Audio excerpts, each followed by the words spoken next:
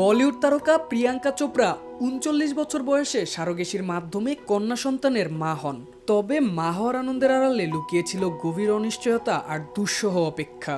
জন্মের পর মেয়ে মালতী মেরি আদৌ বাঁচবে কিনা এই প্রশ্ন নিয়েই দিনের পর দিন কাটাতে হয়েছে অভিনেত্রী প্রিয়াঙ্কা চোপড়া ও স্বামী নিক জোনাসকে।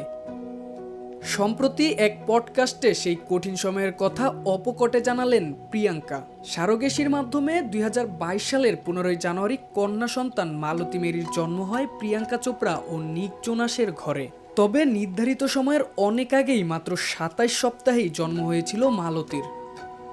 চিকিৎসকরা আগে জানিয়ে দিয়েছিলেন এই পরিস্থিতিতে শিশুর বেঁচে থাকা নিয়ে বড় ঝুঁকি রয়েছে, ফলে উদ্বেগে ভেঙে পড়েছিলেন এই তারকা দম্পতি। প্রিয়াঙ্কা বলেন, এটাই ছিল আমার জীবনের সবচেয়ে কঠিন অধ্যায়। প্রায় ৩ মাস ধরে আমি ও নিক সব কাজ স্থগিত রেখে প্রতিদিন হাসপাতালে যেতাম শুধু মেয়ের মুখ দেখব বলে।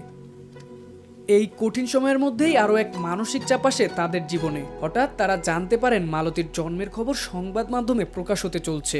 তিনি বলেন, আমাদের জানানো হয়েছিল আমরা যদি মেয়ের জন্মের খবর নিজেরা ঘোষণা করি তবে ৩ ঘন্টার মধ্যেই খবর প্রকাশ করা হবে। আমরা তখন জানতাম না মালতীর কি হবে, সে আদৌ বাঁচবে কিনা। অবশেষে নিজেরাই বলার সিদ্ধান্ত নিতে বাধ্য হই। অভিনেত্রী জানান, জন্মের সময় মালতীর গায়ের রং বেগুনি হয়ে গিয়েছিল। হাসপাতালের নার্সদের আঙুলের চেয়েও ছোট ছিল মেয়ের মুখ।